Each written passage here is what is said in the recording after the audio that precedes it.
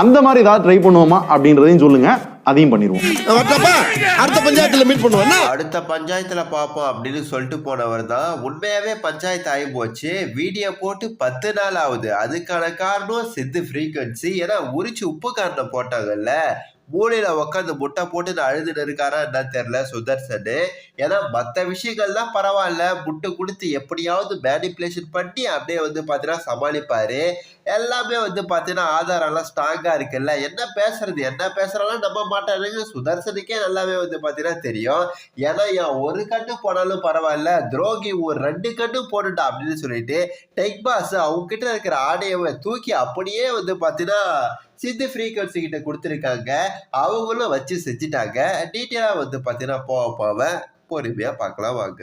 இவ்வளவு ஏன் legal influencer mister advocate Vignesh Muthukumar கூட வந்துட்டு அவருக்கு லீகல் அட்வைஸ் கொடுத்ததா சொல்லி அவருக்கு சப்போர்ட் கேட்டு ஒரு வீடியோ வந்து ரிலீஸ் பண்ணியிருந்தாரு. சுதர்சன் ப்ரோ வந்து டெக் பாஸ் ஓனர் இல்லைன்னு சொல்லிட்டு பாக்குறவங்க எல்லாருக்குமே தெரிஞ்சிச்சுங்க. சுதர்சன் வீடியோ வந்து நான் டிஸ்கிரிப்ஷன்ல கொடுத்துருக்கேன், புது சேனல் வந்து டிஸ்கிரிப்ஷன்ல கொடுத்துட்டேன், பார்த்து அவருக்கும் சப்போர்ட் பண்ணி. ப்ரோ அட்வொகேட் முத்துக்குமார் ப்ரோ லாலாம் நல்லா தானே உங்களுக்கு தெரியும், அப்படியே இந்த ஒரு மிஸ்டேக் பண்ணியிருக்கீங்கன்னு எனக்கு புரியல. கரெக்டா நோட் பண்ணி சொல்லியிருப்பாங்க, பார்த்துட்டு வந்துருவோமா? ஒரே ஒரு அக்ரிமெண்ட் 100% வாங்க முடியும். ஒரே ஒரு அக்ரிமெண்ட் இருந்தா 100% அந்த 60 லட்சத்தை மணி சூட் போட்டு கிளைம் பண்ணிருக்க முடியுமா அப்படின்னு சொல்லி ஒரு வேலை கேட்டீங்க அப்படின்னா, இந்த ஐ ஆஃப் கோர்ட் நான் மேல சொன்ன எல்லா வயலேஷன்ஸுமே it's a grave breach of fiduciary duty, which is the spirit of the partnership agreement. So the intention of filing a money suit is not going to make it any better.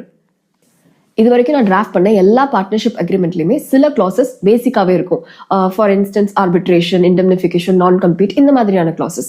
நான் கிடையாது, agreement draft பண்றதுல experience இருக்க எல்லாருமே இதுதான் பண்ணுவாங்க. So mister Sudarshan and அடடா creators இந்த மாதிரி ஒரு அக்ரிமெண்ட்ல இருந்திருக்காங்க அப்படிங்கிற பட்சத்துல given the ADR mister Sudarshan எடுத்ததும் கோர்ட்டுக்கே ஃபர்ஸ்ட் போயிருக்க முடியாது. So in conclusion, money suit போட்டு 100% அந்த 60 லட்சத்தை வாங்கியிருக்க முடியுமா அப்படின்னு சொல்லி கேட்டீங்கன்னா, இன் திஸ் கேஸ் நோ. ஒரே ஒரு அக்ரிமெண்ட். Objection your honour. இன்னைக்கு இப்படி உயிரை வாங்குற நீ வாழறப்ப என்னைக்காவது நான் குறுக்க போன ஒரே ஒரு அக்ரிமெண்ட் ப்ரோ.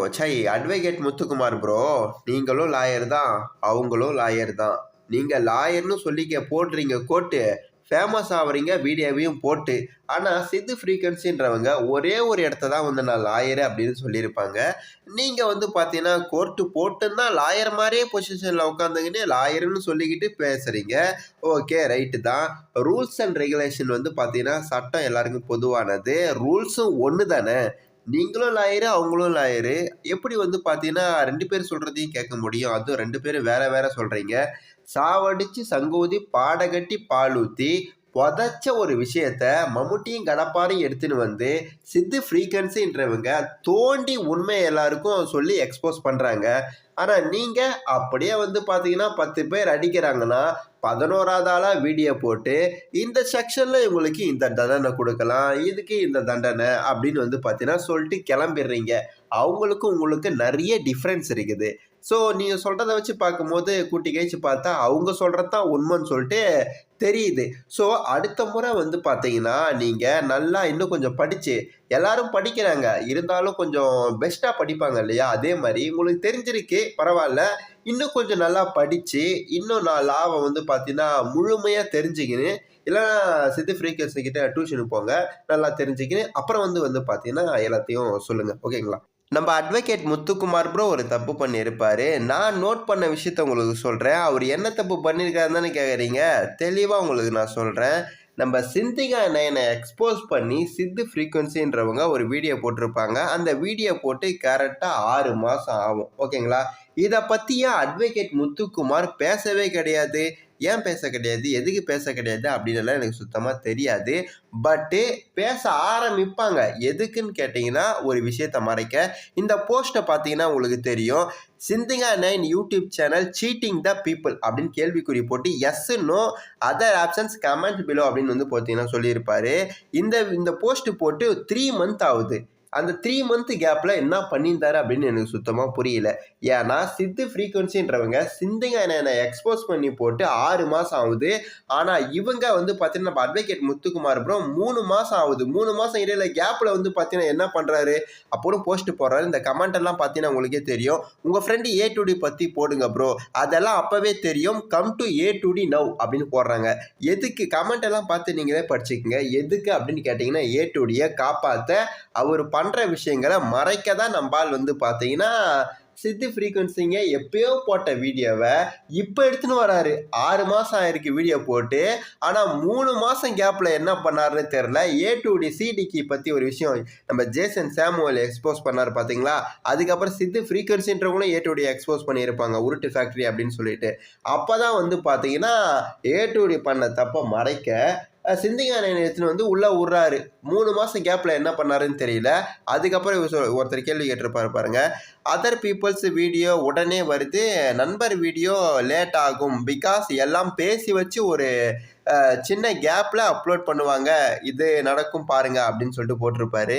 உண்மையாகவே இந்த சின்ன கேப் வந்து பார்த்தீங்கன்னா இதுக்கு தான் ஒரு போஸ்ட்டும் அதுக்கப்புறம் இன்னொன்று இதுவும் போட்டிருப்பாரு. என்னென்னா வீடியோ வந்து பார்த்தீங்கன்னா எடிட்டிங் கொஞ்சம் போயின்னு இருக்கு அப்படின்னு சொல்லிட்டு அந்த கேப்லலாம் எல்லாம் பேசி வச்சு தான் இது பண்ணுவாங்க. பார்த்தீங்கன்னா தெரியும். உருட்டு ஃபேக்ட்ரின்னு சொல்லிட்டு 3 மாதம் கரெக்டாக வந்து பார்த்தீங்கன்னா நீங்கள் டே எல்லாம் வந்து பார்த்தீங்கன்னா தெரியும். 3 மாதம் அவர் அந்த போஸ்ட் போட்டதும் 3 மாதம் தான். இதிலேருந்தே தெரிஞ்சுக்கலாம். அந்த விஷயத்தை மறைக்கணும்.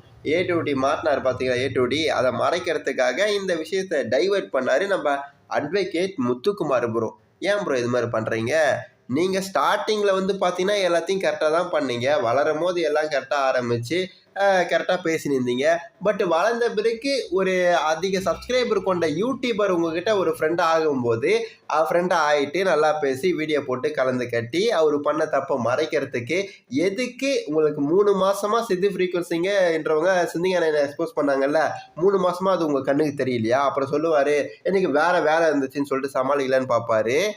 என்ன ப்ரோ 3 மாதத்தில் மற்ற வீடியோ எல்லாமே நிறைய போட தெரியுது, ஆனால் வந்து சிந்திங்க பற்றி மட்டும் உங்களுக்கு போட தெரில.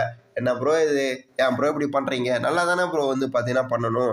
எதுக்கு பெட்டர் சிட்டிசன் பெட்டர் நேஷன் சொன்னால் மட்டும் போதாது. அது மாதிரி வாய் வார்த்தையில் சொல்லவங்கலாம் செயலில் காட்ட மாட்டேங்கிறாங்க. ஏன்னு எனக்கு தெரில. ஏன்னா நீங்கள் பண்ணுறதா இருந்தால் கரெக்டாக பண்ணியிருக்கணும்.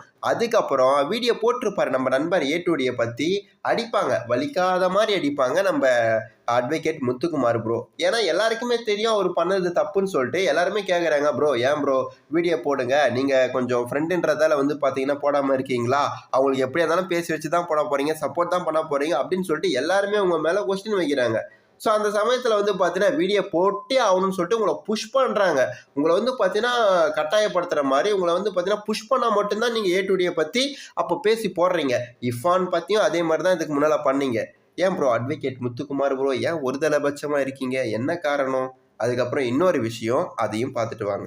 நிறைய பேர் பண்ணியிருந்தாங்க.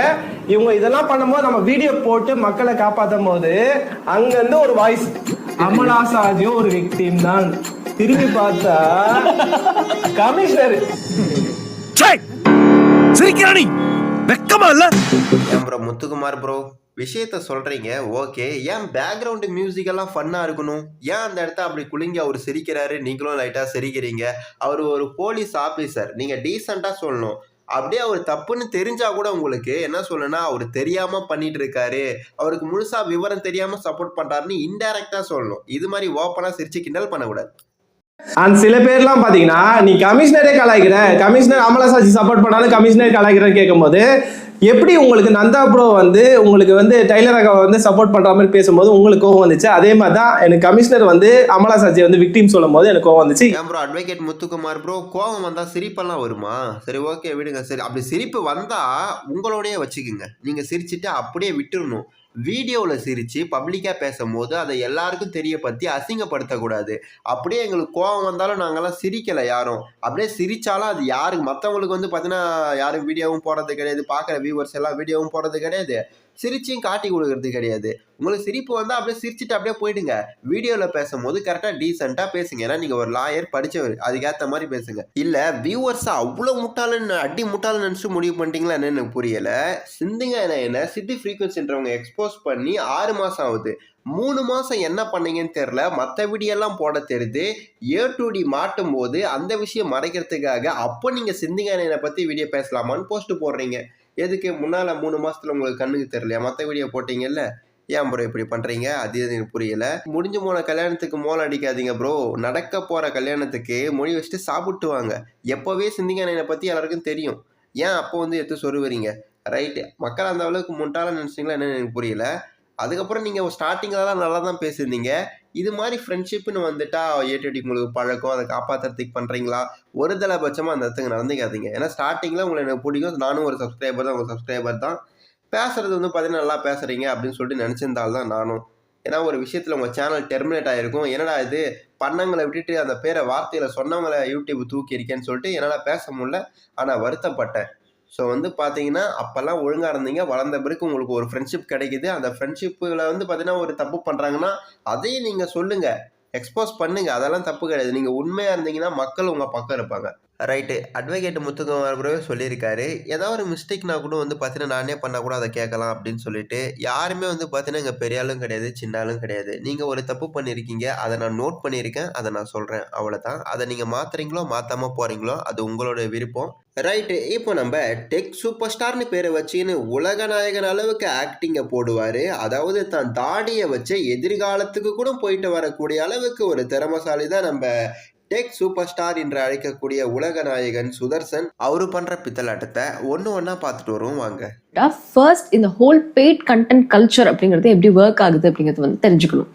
அதாவது நம்ம பார்க்குற ஒரு கண்டென்ட்லையுமே ஃபர்ஸ்ட் ஸ்கிரிப்ட் பிராண்ட் கிட்ட இருந்து ஏஜென்சிக்கு வரும், ஏஜென்சி கிட்ட இருந்து இன்ஃப்ளூயன்சர்ஸ்க்கு வரும். அது ப்ராப்பர் ஸ்கிரிப்டாவே வந்துருச்சு அப்படின்னு சொல்லிட்டா இன்ஃப்ளூயன்சர்ஸ் அதை அப்படியே பேசி ரெக்கார்ட் பண்ணி பேமெண்ட் ரிசீவ் ஆனதும் லைவ் பண்ணிடுவாங்க. பெறப்பட்ட பேடிஎம் தொகை ரூபாய் படி. சாம்சங் கேலக்ஸி S10 5G அப்படின்ற இந்த ஸ்மார்ட் போன் தான் உலகத்தோட ஃபர்ஸ்ட் 5G போன் சொன்னா உங்களால நம்ப முடியுதா? என்னையா சொல்ற?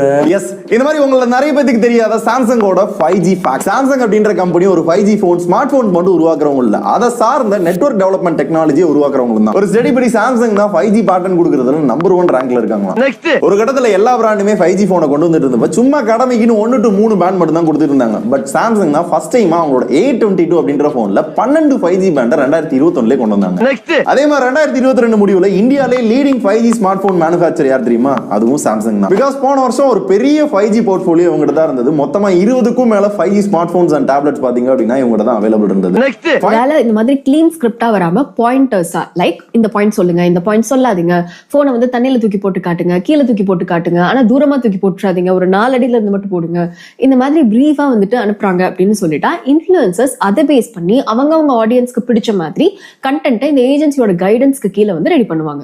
இதையும் எழுதிக்க, நடுவில் மானே தேனே பொன்மானே இதெல்லாம் போட்டுக்கணும். என்ன ப்ரோ அப்படியே வாந்தி எடுக்கிற சுதர்சன் ப்ரோ இன்ச்சு மாறாம இந்த கிளிப்பில் சொல்லல அது மாதிரி. ஆனா ஒன்று நம்ம சுதர்சன் ப்ரோக்கு செம திறமைங்க. செம்மையா மனப்பாடம் பண்ணிட்டு அப்படியே கேமராவை ஆன் பண்ணி மனப்பாடம் பண்ண பேப்பரே இல்லாமல் சூப்பராக பேசுகிறாரு பாருங்க. எனக்கு தெரிஞ்சு ஸ்கூல்லலாம் இவர் தான் ஃபஸ்ட்டு மார்க்கு. நல்லா மனப்பாடம் பண்ணி அப்படியே போட்டு எழுதுவாருன்னு நினைக்கிறேன். திறமை செமையாக இருக்குது ப்ரோ சுதர்சன் ப்ரோ. இதெல்லாம் சித்து ஃப்ரீக்வன்சி அவங்க சேனல்லே பார்த்துருப்பீங்க. அவங்களே தரமான சம்பவம் பார்த்தீங்கன்னா நம்ம சுதர்சனை செஞ்சு விட்டுருப்பாங்க. கிட்டத்தட்ட 1 மணி நேரம் 41 நிமிஷம் 59 செகண்டு வச்சு பார்த்தீங்கன்னா தரமான செய்கை. திருப்பி எந்திரிக்கவே முடியாது சுதர்சனால். அதனால் கீவேர்டுன்னு சொல்லுவாங்கள்ல, அது மாதிரி ரொம்ப முக்கியமான ஆடியோவெல்லாம் நம்ம சுதர்சனை வச்சு செஞ்சாங்கல்ல, அதில் தரமான சம்பவத்தை டெக் பாஸ் பண்ணியிருக்கோம். என் ஒரு கண்ணு போனாலும் அதான் சொன்னேனே, இந்த ஸ்குட் கேமில் பார்த்தீங்கன்னா சீசன் 1 பார்த்தீங்களான்னு தெரில, நிறைய பேர் பார்த்துருப்பீங்க.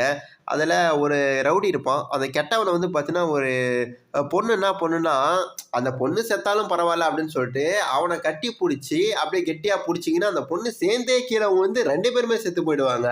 அதே மாதிரி நம்ம டெக் பாஸ் என்னென்ன ஆடியோவெல்லாம் எப்படியெல்லாம் கொடுக்க முடியுமோ எல்லாத்தையும் கொடுத்து விட்டாங்க.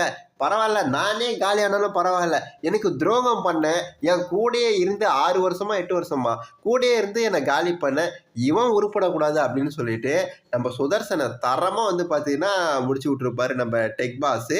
அவரும் சேர்த்து தான் காலியாக இருப்பாரு. சரி, ஓகே, அதில் முக்கியமாக இருக்கிறதெல்லாம் பார்த்துட்டு வருவோம். ஆடியோவெல்லாம் வாங்க பண்ணி கேட்டேன். ஆமா இட்ஸ் பெய்டுன்னு சொன்ன மாதிரி நீங்க அதுக்கு பேசுனேன் இல்ல.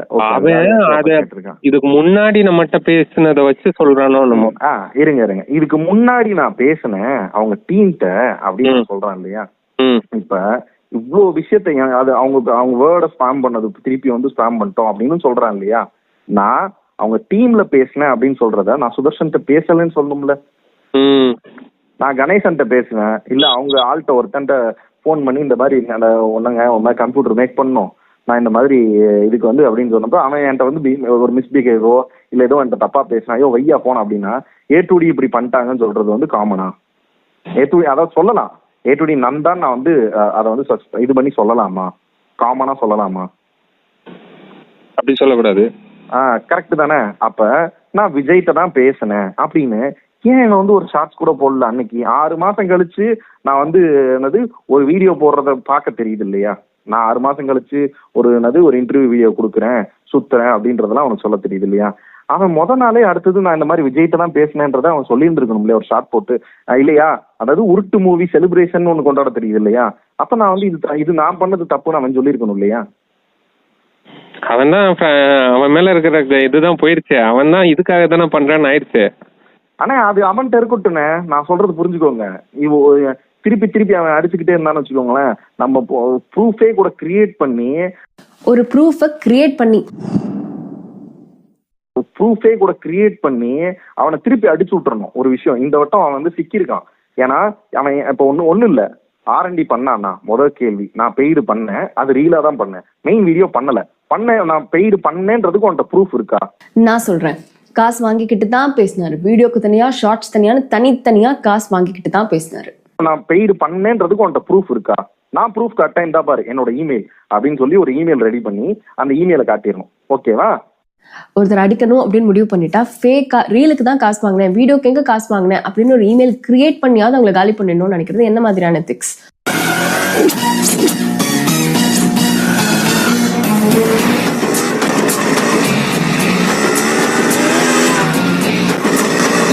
ஓவர்டேக் பண்ணி போறான். ஆக மொத்தம் 2023 நம்ம A2D அடிக்க மாஸ்டர் பிளான் போட்டிருக்காரு சுதர்சனு. ஆமாண்ணா நம்ம A2Dயும் குறைஞ்சவர் கிடையாது. தமிழ் டெக் அடிச்சுதான் வந்து பார்த்தீங்கன்னா பெரிய ஆளாயே இருக்காரு. டெக் பாஸையும் ஒரு போடுன்னு நினைச்சுதான் வந்து பார்த்தீங்கன்னா பேச்சை போட்டிருக்காரு. இதை பார்த்தா சுதர்சனுக்கு கோவம் வந்துட்டுக்குது. இவனெல்லாம் சும்மா நம்ம நோண்டினே இருக்கிறான். ஏற்கனவே தமிழ் டெக் அடிச்சு பெரிய ஆளா இருக்கான். அவன் அடிக்கிறதுக்கு முன்னால நம்ம அவனை அடிச்சு நம்ம தாக்கினண்டா அப்படின்னு சொல்லிட்டு தரமா பிளானை போட்டிருக்காரு நம்ம A2Dக்கு. ஆனா கிரேட் எஸ்கேப்பு. பட் இருந்தாலும் இப்போ வசமா மாட்டது என்னவோ டெக் சூப்பர் ஸ்டார் தான். இருந்தாலும் நீங்க 8 அடி பாய்ச்சா நம்ம A2D 16 அடி பாயிராளாச்சு. அவரை பத்தி தெரியாது. ஆல்ரெடி நம்ம சித்தாக்கா தான் ஏற்கனவே எக்ஸ்போஸ் பண்ணியிருப்பாங்க. வருது இன்னும் A2Dயை பத்தி இந்த வீடியோலே வந்து பார்த்தீங்கன்னா வரும். அதையும் பார்க்கலாம். சரி வாங்க ஒன்று ஒன்றா பார்த்துட்டு வருவோம். அப்படின்னா தமிழ் டெக் வந்து ஒரு பெய்டு ஸ்பீக்கர் பண்ணுறாரு. அதே ஸ்பீக்கரை நம்மளும் வாங்கி டக்குன்னு வீடியோ வந்து இறக்கிடணும். இறக்கிட்டு அந்த வீடியோவுக்கு நடுவில் அதை வந்து சொல்லணும், ஏப்பா இது வந்து நாங்கள் வாங்கின ஸ்பீக்கர்ப்பா, நிறைய பேர் கிளம்பி வந்துடுவாங்க, அவர் வீடியோ போட்டார், அப்போ இதுவும் பெய்டு வீடியோ தான், உங்களுக்கு தெரியாது, மக்களை ஏமாத்துறாங்கன்றுவாங்க, இந்த பார்த்துக்க இது வந்து நாங்கள் வாங்கினதான் அப்படின்ற மாதிரி சம்திங் இப்படி சொல்லணும். கரெக்டாக? அப்படி இல்லாட்டி இப்படி சொல்லிடணும், அவரு பெய்ட் ப்ரொமோஷன் போட்டிருக்கான்ப்பா, இவன் போடலை, இவன் வந்து இப்படித்தான் அப்படின்னு கிளம்பி வந்துடுவாங்க சில பேர். அவங்க புரியாதவங்களுக்கு தான் காட்டிடுறேன் பார்த்துக்கங்க அப்படின்ற மாதிரி சொல்லிடணும் இல்லையா? இவ்வளோ இணக்கமா 3 பேரும் சேர்ந்து கூட்டு பிளான் போட்டுட்டு தான் இப்போ வெளியே வந்து நான் பெய்ட் கண்டென்ட்டுக்கு எதிரி அப்படின்னு சொல்லி சொல்றீங்க இல்லையா? ஒரு 10 லட்சம் சப்ஸ்கிரைபர்ஸ்க்காக என்னெல்லாம் சொல்ல வேண்டியதா இருக்கு. இதுல ஐரனி என்னன்னா இதெல்லாம் A2D நந்தாக்கு நடந்ததுதான். அதாவது 2023 டெக் பாஸ், தமிழ் டெக் இந்த மாதிரி சேனல்ஸ்லாம் கேள்வி கேட்டப்போ நந்தா சின்ன சேனல், நந்தா அவர் பாப்புலாரிட்டிக்காக பண்றாரு, இந்த மாதிரி எல்லாம் வந்துட்டு நந்தா பத்தி அவங்க சொன்னாங்க. நந்தாங்கிற A2Dங்கிற பேரையே வந்துட்டு ஸ்பேம்ல போட்டாங்க. இதெல்லாம் எதிர்த்து நந்தாவும் கேள்வி கேட்டாரு, எதுக்காக என் பேரை ஸ்பேம்ல போட்டீங்க அப்படின்னு சொல்லி கேட்டாரு. நியாயமான கேள்வி. பட் ஆனா அதுக்கு அவங்க கொடுத்த பதில், சாரி எங்க டீம்ல பண்ணிட்டாங்க, எங்களுக்கு தெரியாது. 2023 பீப்புள் மிஸ்லீட் ஆகக்கூடாது அப்படின்னு சொல்லிட்டு நந்தா எடுத்த ஸ்டாண்ட் ஒரு ஆனஸ்டான stand. I stand with that stand. Okay, இப்போ 2024 26 லட்சம் பேரை ஏன் மிஸ்லீட் பண்ணீங்க அப்படின்னு சொல்லி கேட்ட கேள்விக்கு, அந்த டெய்லர் காஸ் ஸ்கேம் வீடியோ இருக்கு இல்லையா, ஸோ அதை பத்தி கேட்ட கேள்விக்கு இன்னைக்கு வரைக்கும் ஒரு ப்ராப்பரான பதில் வந்துட்டு வரல. பேச முடியாது. ஏன்? எப்படி வந்துட்டு நந்தா அந்த சேனல்ஸ் கேள்வி கேட்டப்போ அந்த சேனல்ஸ் எல்லாமே நந்தா ஒரு சின்ன சேனல் பாப்புலாரிட்டிக்காக பண்றாரு அப்படின்னு வந்து அவரை டிகிரேட் பண்ணாங்களோ, அந்த A2D அப்படிங்கிற ஒரு நேமை வந்து ஸ்பேம்ல போட்டாங்களோ, அதே தான் இப்போ நந்தாவை நோக்கி கேள்வி கேட்டா அவரும் பண்றாரு. சிட் ஃப்ரீக்வன்சி ஒரு ஜஸ்பான் சேனல், சின்ன சேனல் அப்படின்னு சொல்லி ஸ்டேட்டஸ் வைக்கிறது, சிட் ஃப்ரீக்வன்சிங்கிற பேரை ஸ்பேம்ல போடுறது, கேட்டா இல்ல பிரச்சனை பெருசாயிடுச்சு அப்படின்னு சொல்லிட்டா இல்ல அது வந்து எனக்கு தெரியாது எங்க டீம் பண்ணிட்டாங்க, ஐம் சாரி, ஆக்சுவலா சாரின்னு சொல்லலைன்னு நினைக்கிறேன், எங்க டீம் பண்ணிட்டாங்க அப்படின்னு சொல்லி சொல்றது. ஸோ அதே கருப்பு சட்டை, அதே சேட் பிஜிஎம், லைக் வை? என்னன்னா சிட் ஃப்ரீக்வன்சின்ற சேனல்ல A2Dக்கு ஒரு உருட்டு மூவி வந்திருக்கு, உருட்டு ஃபேக்டரின்ற ஒரு டைட்டில். சோ அந்த வீடியோ வந்ததுக்கு அப்புறம் எல்லாரும் போய் A2D வீடியோல போய் இது ரிப்ளை வீடியோ பண்ணுங்க, சிட் ஃப்ரீக்வன்சி வந்து ரிப்ளை வீடியோ பண்ணுங்க சொல்லும் போது சித்ன்ற பேரை யாராலும் யூஸ் பண்ண முடியல. எல்லாம் போட்டா வருது, சித்ன்ற அந்த ஒரு பேர் மட்டும் வர மாட்டேங்குது. இது என்ன கணக்குன்னு தெரியல. அவரோட கமெண்ட் செக்ஷன் ஃபுல்லாவே இதை பத்தி தான் இருக்கு. சோ சித் ஒரு கமெண்ட் சூப்பர் ப்ரோ,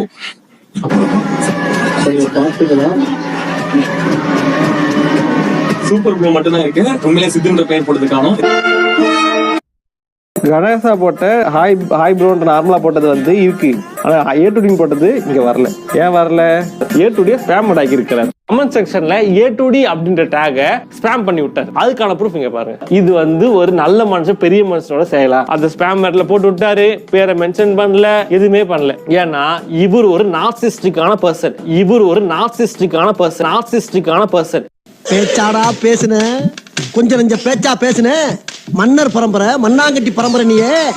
இதுல வேற போற வர இடத்துல எல்லாம் ஃப்ரீக்வன்சி கேள்விக்கு கொஞ்சம் பதில் சொல்லுங்க அப்படின்னு கேட்டா 7 ராகம் 7 தாளம் எடுத்து பாட்டு வேற பாடுறீங்க. பொம்பளைய நம்பி கெட்டு போனவங்க ரொம்ப, அந்த வரிசையில கடைசியில என்ன எங்க உங்களை யாருங்க போய் அந்த வரிசையில நிக்க சொன்னது?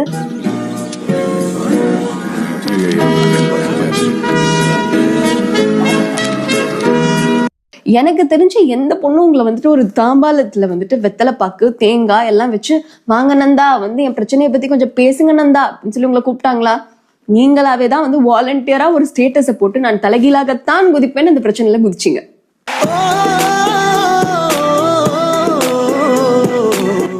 இப்போ வந்துட்டு இப்படி சொன்னா எப்படி சரி? பதில் சொன்னா நான் சொல்லணும்னா சொல்ல மாட்டேனா, அதனாலதான் பாட்டு பாடுறேன் அப்படின்னு சொல்லி ஒரு வேலை நினைச்சீங்க அப்படின்னு சொல்லிட்டா இந்த பாட்டை ஏன் பாடுறீங்க? அது கொஞ்சம் மிசாஜனிஸ்டிக்கான பாட்டு. நீங்க என்ன பண்றீங்க? ஃபெமினிஸ்ட் காஸ்க்காக வந்ததுனால நீங்க பேசாம இந்த பாட்டு பாடுங்க. இதுதான் உங்களுக்கு பொருத்தமா இருக்கும். ஆரம்பத்தில் இருக்க எத்திக்ஸ் கடைசி வரைக்கும் இருக்கணும். நம்ம ரொம்ப சின்ன சேனலா இருக்கப்போ நம்ம ஒரு பெரிய சேனல் எடுத்து கேள்வி கேட்கிறோம் அப்படின்னு சொல்லிட்டா நாம கேட்கிற கேள்விக்கு அவங்க பதில் சொல்லணும் அப்படின்னு சொல்லி எதிர்பார்ப்போம். நாளைக்கு நாம வளர்ந்ததுக்கு அப்புறம் வேற யாராவது ஒருத்தங்க நீங்க ஏன் அந்த தப்பு பண்றீங்க அப்படின்னு சொல்லி கேள்வி கேட்டாங்கன்னா அதுக்கும் பதில் சொல்லணும். அதை விட்டுட்டு நமக்கு என்ன நடந்துச்சோ அதையே நம்ம அவங்களுக்கும் வந்து திருப்பி செய்யக்கூடாது. சும்மா இருங்க. 1000 பேர் இருக்கிற திருவிழா கூட்டத்துல நம்ம ராசுக்குட்டி போனா கூட அவன் போட்டிருக்க துணியை வச்சே பளிச்சுன்னு அடையாளம் கண்டுபிடிச்சிடலாம். அந்த அளவுக்கு யாருமே போடாத ஒரு நேரத்துல துணி போட்டிருக்கான். அதை மெச்சு 2 வார்த்தை பேசுவீங்களா? சும்மா அவனை கரிச்சு கொட்டிக்கிட்டு. என்ன நந்தா ப்ரோ, 2023 உங்களுக்கு ஸ்கெட்சை போட்டிருக்காங்க. அப்போ நீங்க சின்ன சேனலா இருந்தீங்க, ஆனா மிஸ் ஆயிட்டு இருக்கு ப்ரோ. ஏன்னா நீங்களும் ஒரு ஃப்ராடு தான். உங்களை பத்தி எக்ஸ்போஸ் பண்ணியிருந்தா நல்லா தான் இருந்திருக்கும். ஏன்னா அவங்க சொல்ல போறது உண்மைதான். உங்களை பத்தி தெரியாதா? ரைட்டு விடுங்க. அவங்க பண்றதா நீங்களும் பண்றீங்க. ஆனா அவங்க யாச்சும் வந்து பாத்தீங்கன்னா ஓப்பனா ஒத்துக்கிறாங்க. நீங்க கடைசி வரைக்கும் ஒத்துக்காம அப்படியே மழுப்பி மக்களை ஏமாத்தி முட்டாளாக்கி திருப்பி அவங்க மண்டையில மிளகாச்சுன்னு இருக்கீங்க பாத்தீங்களா? நீங்க தான் நந்தா ப்ரோ வெயிட்டு கை. சரி வாங்க நம்ம சுதர்சன் உலக நாயகனை பத்தி இன்னும் டீட்டெயிலா பார்த்துட்டு வரும். அதுக்கு முன்னால ஒண்ணு சொல்லிக்கிறேன், டெக்ல யாருமே ஓகேங்கடா இது போல இருக்குது. எல்லாரும் ஃப்ராடுக்கார பயலுக்கு தான் போல இருக்கு. என்ன நந்தா ப்ரோ கரெக்டு தானே சொல்றது? ஏன் ப்ரோ அப்படி இருக்கீங்க? திருந்துங்க ப்ரோ கொஞ்சமாச்சு. இன்ஃப்ளூயன்சரோ ஒரு யூடியூபரோ வந்துட்டு இதை பண்றாங்களான்னு கேட்டீங்க அப்படின்னு சொல்லிட்டா வெரி மினிமல். சரி இதை பண்றதுல என்ன பிரச்சனை இருக்கு? ஜஸ்ட் ஒரு மென்ஷன் தானே, அதை சொல்றதுல போய் என்ன ஆயிட போகுது அப்படின்னு சொல்லி ஒரு வேலை கேட்குறீங்கன்னு சொல்லிட்டா கரெக்டான கேள்விதான். பட் ஒரு வீடியோ இருக்கு அப்படின்னு சொல்லிட்டு அந்த வீடியோக்கு நடுவில் ஒரு 1 minute அட்வர்டைஸ்மெண்ட் வருதுன்னா அந்த இடத்துல திஸ் வீடியோ ஸ்பான்சர்ட் பை அப்படின்னு சொல்லி சொல்லிடலாம். இல்ல ஏதாவது வந்து ஒரு டேகோ ஒரு மென்ஷனோ பண்ணிடலாம். பட் ஆனா ஒரு வீடியோ முழுக்கவே அட்வர்டைஸ்மெண்ட்டா இருந்தா என்ன பண்ண முடியும்?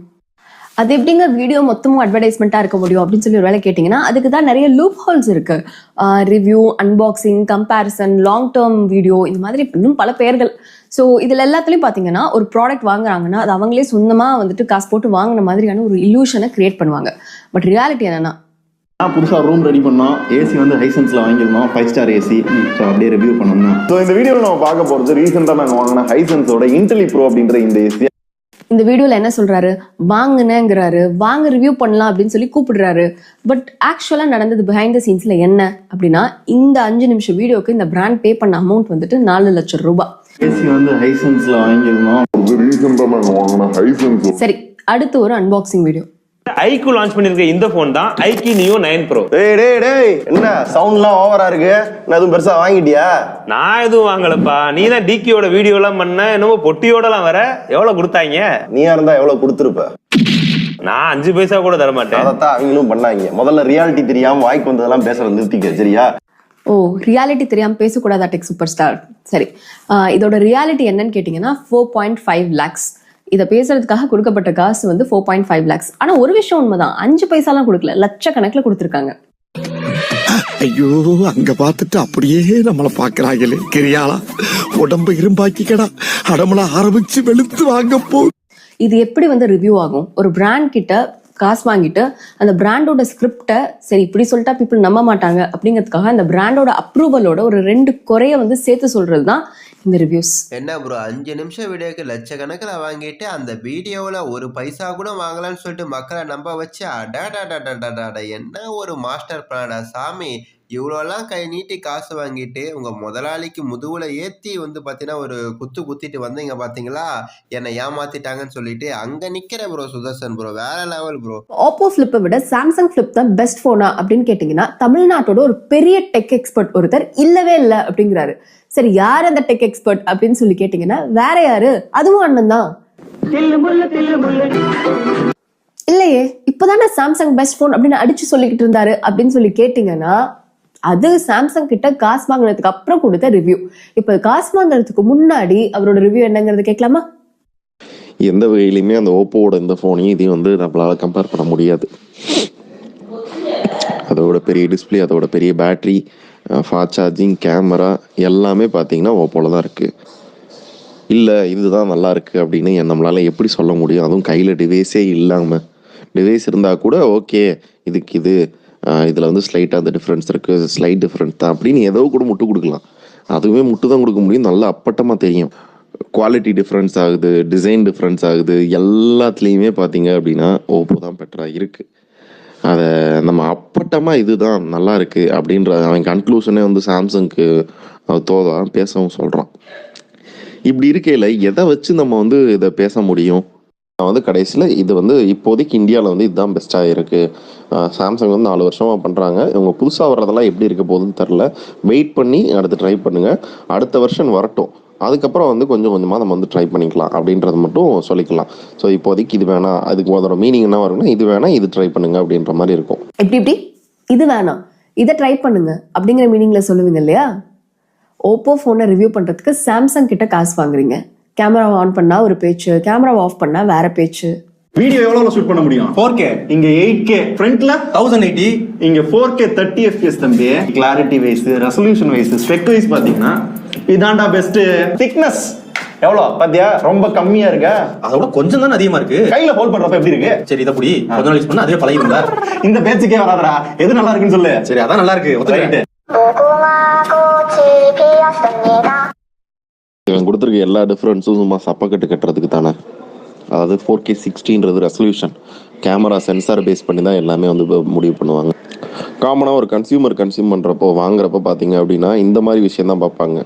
4K 30க்கு பதிலாக 60 இருக்கா அப்படின்னு யாரும் பார்த்து வாங்க மாட்டாங்க. நம்மள்ட எத்தனை பேர் ஃபோன் வாங்குறப்ப இதோட திக்னஸ் இவ்வளோ இருக்கா அப்படின்னு செக் பண்ணி வாங்குகிறோம். திக்னஸும் பெரிய டிஃப்ரென்ஸ் கிடையாது. இவங்க அமிச்சது எல்லாமே இதை நம்ம வந்து ஒரு முட்டு கொடுக்கறதுக்கு என்ன பண்ணலாம் அப்படின்றது தான். காசு வாங்குறதுக்கு முன்னாடி இதெல்லாம் ஒரு ஃபீச்சரா அப்படின்னு சொல்லி கேட்டுட்டு காசு வாங்கினதுக்கு அப்புறம் இதுதான்டா ஃபீச்சர் அப்படின்னு சொல்லி சம்மர் சொல்லிட்டு அடிச்சிங்களே, அதை கூட பொறுத்துக்கிறேன். ஆனா கையில போனே இல்லாம அந்த போனை நான் 4 மாசம் யூஸ் பண்ணி தாங்க உங்களுக்கு ரிவ்யூ சொல்றேன் அப்படின்னு சொல்லி கந்தர்வ கோட்டை சமஸ்தானமே அதர் அளவுக்கு உருட்டுனீங்க பாருங்க. ரொம்ப நாளா நான் ஃபிளிப் வந்து யூஸ் பண்ணிட்டு இருக்கேன். இதான் நல்லா இருக்குன்னு நான் சொல்றேன். லைட்டா தெரியுது, ஏன்னா 4 மாசம் யூஸ் பண்ண போன்ல நீ 4 மாசம் யூஸ் பண்ண அப்ப தெரியும். அதுவும் கையில டிவைஸே இல்லாம. டிவைஸ் இருந்தா கூட ஓகே, இதுல வந்து ஸ்லைட்டா அந்த டிஃபரன்ஸ் இருக்கு, ஸ்லைட் டிஃபரன்ஸ் தான் அப்படின்னு ஏதோ கூட முட்டு கொடுக்கலாம். போன் வயர் பிஞ்சு 1 வாரம் ஆச்சு.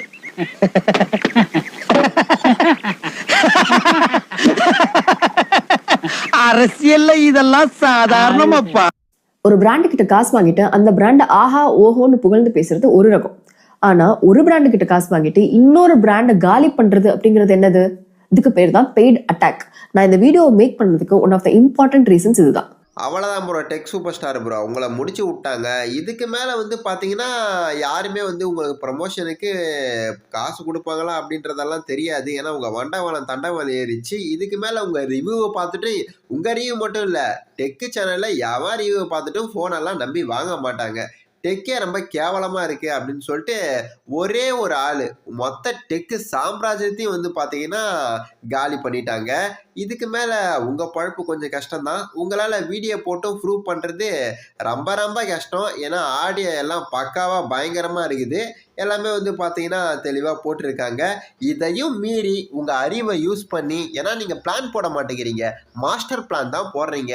அதனால் உங்கள் அறிவை யூஸ் பண்ணி எப்படியாவது பிளாக் ஸ்க்ரீனு பிளாக் ஷட்டெல்லாம் போட்டு பேக்ரவுண்டில் மியூசிக் எல்லாம் போட்டு ஒரு சிம்பத்தியை கிரியேட் பண்ணி இதில் சமாளித்து திருப்பி மக்களை முட்டாள் ஆக்கினீங்கன்னா நீங்கள் தான் ராஜா. ஆனால் அது மட்டும் நடக்காது, அதுக்கு வாய்ப்பு இல்லை, தெரிஞ்ச விஷயந்தான்.